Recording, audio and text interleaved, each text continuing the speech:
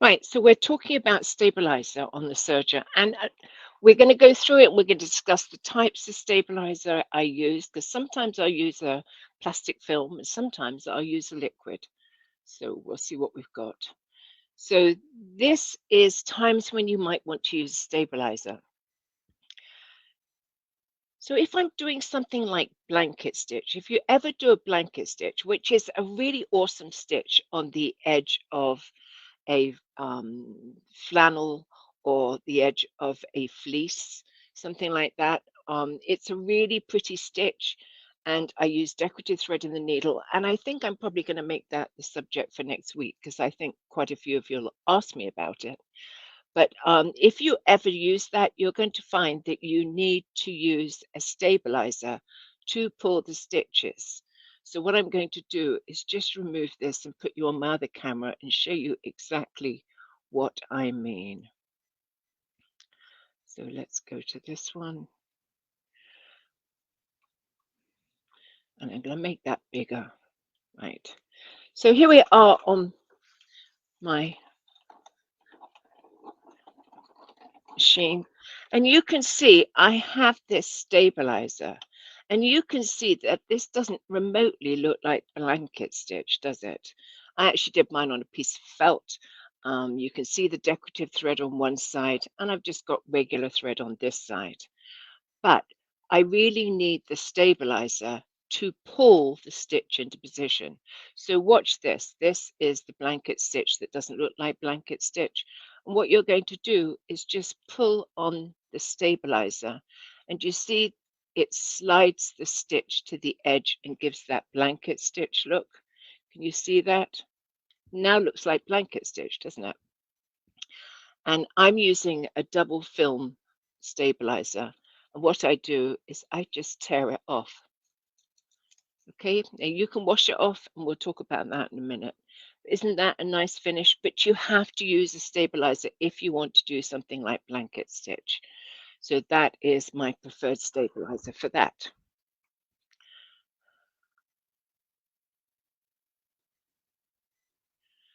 Right, that's better. It's a much better picture. Right. So blanket stitch is certainly where I would use it. And another place that I would use it is on curves when sewing on the bias, or especially when you're sewing over something like, do you see that flat purse I've got there? It's kind of got ribbon over it. Those edges can really fray. So that's a time when I would put that stabilizer over the top of the ribbon and the flap, and I'll show you that in a minute. And that would stop me getting those frayed edges. And in fact, you can get those frayed edges just when you get onto the bias section of fabric. So it can sew perfectly well when it's going straight across the grain. But when you're working on a curve, sometimes you get extra threads stick out and it gives you a problem. But by putting the stabilizer over the top of it, it gets rid of that problem. So let's have a look at that. Whoops.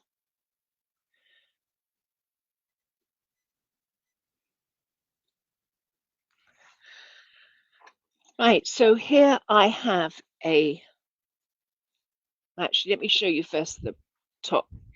This is the lollipop purse, and you can see it's got ribbon on here, and this ribbon frays like you can't believe. And if I put fray check or something on it, it takes the color out, makes a real mess of it. So my solution to it is just to use the stabilizer over the top of the ribbon as you go around the flap.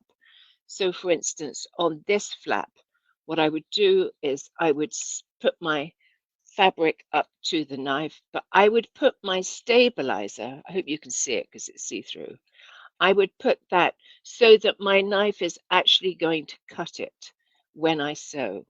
And what that does is it just helps to roll all those fibers over and prevent that frayed section from showing through my stitches.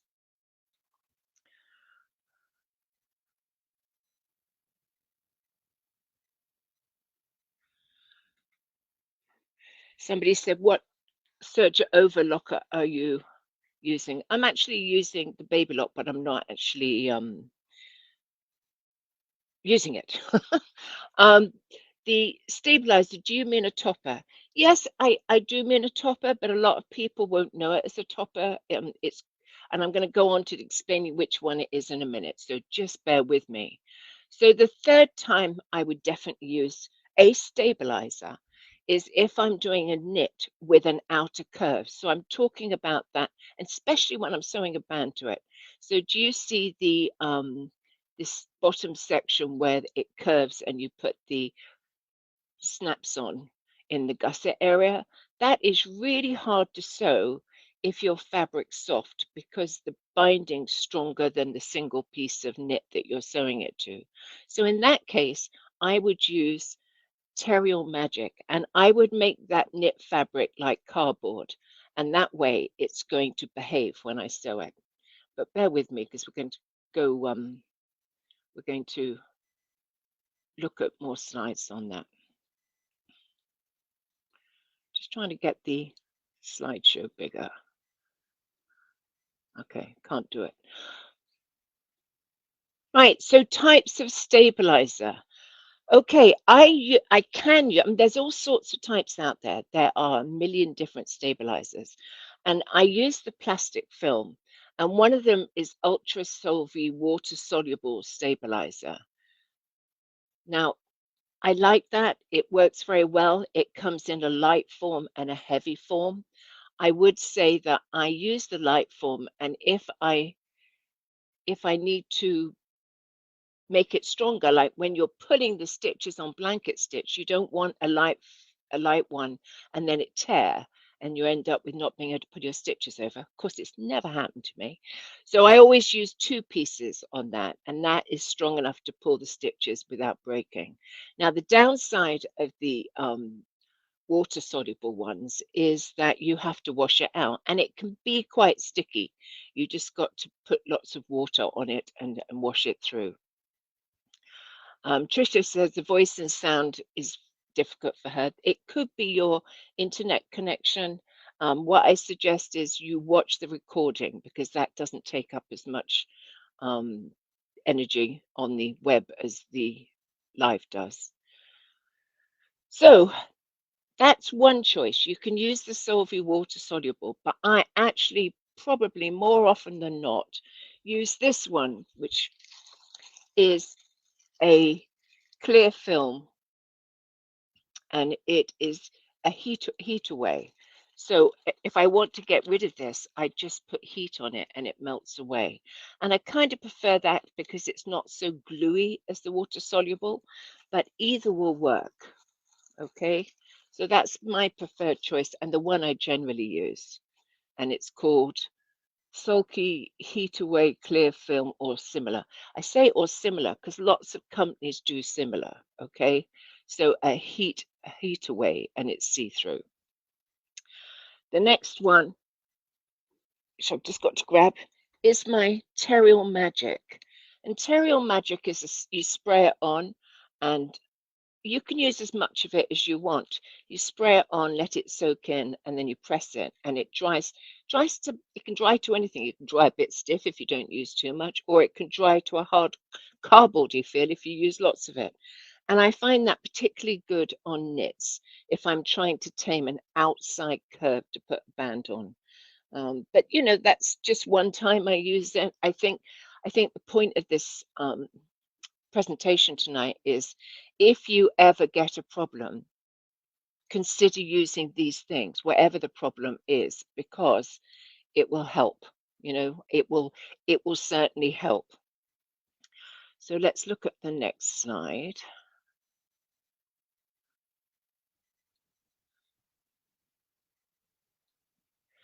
Right, so I've told you that I use it on my flaps to get rid of those pookies that come through where the ribbon are, because believe me, that ribbon frays like you can't believe. So putting the Solvi or fusible on top is going to encourage it all to wrap round the edge, the stitch to wrap round the edge, and you won't have a problem. Okay, so that's one of the main times I use it. And I think bias edges fray more than the regular edges. And I've already said that, so I won't labor the point. Blanket stitch. Do you remember on the blanket stitch, I showed you how you have to pull the stitch over to the edge of the fabric. And I just want to say again that make sure if you've got a very thin stabilizer that you use 2 layers of it, because if you tear it, there's no way to get that stitch over after the event. Okay. Rolled edge. Now, rolled edge, I've said 1,000 times with rolled edge that if it's not perfect, just use a stabilizer over the top. Okay. A lot of people put up pictures of this rolled edge, and it's possibly the fabric or all sorts of reasons. A thicker thread sometimes helps, but if you just put the stabilizer on the top, you shouldn't have a problem.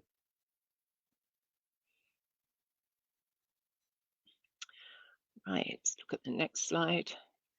If your decorative stitch isn't absolutely perfect, sometimes you do a stitch. I saw one up tonight, and it's perhaps got slight gaps in it or something like that. If you put a stabilizer over the top, it will come out perfect. So these are just easy solutions. Another time when I'd consider using it is if I'm sewing a lacy knit, because the stitch is going in, but there's no stitch there, so or no fabric there, so it's going thick and thin. And by putting a stabilizer over the top, you are stabilizing the whole seam. You can take it out afterwards, but you're stabilizing it for the stitch to form. So it's going to reduce all the problems that you normally have with a fabric like that. So I mentioned about the outer curves, and I think this is a big one, and I see people all the time talking about it. But knits are very soft and they want to gather up and fold and all the rest of it. Not so hard on an inside curve like a neckline because it just behaves itself more easily. But if the curve goes the other way, and I can never remember which one's which. If it goes the other way, like on the gusset of a baby bodysuit, and you're trying to put a binding on, it can be a real fight. So if you turn that knit fabric into a piece of cardboard, trust me, it will behave perfectly, and it does just wash out. So it's a stabilizer and it washes out.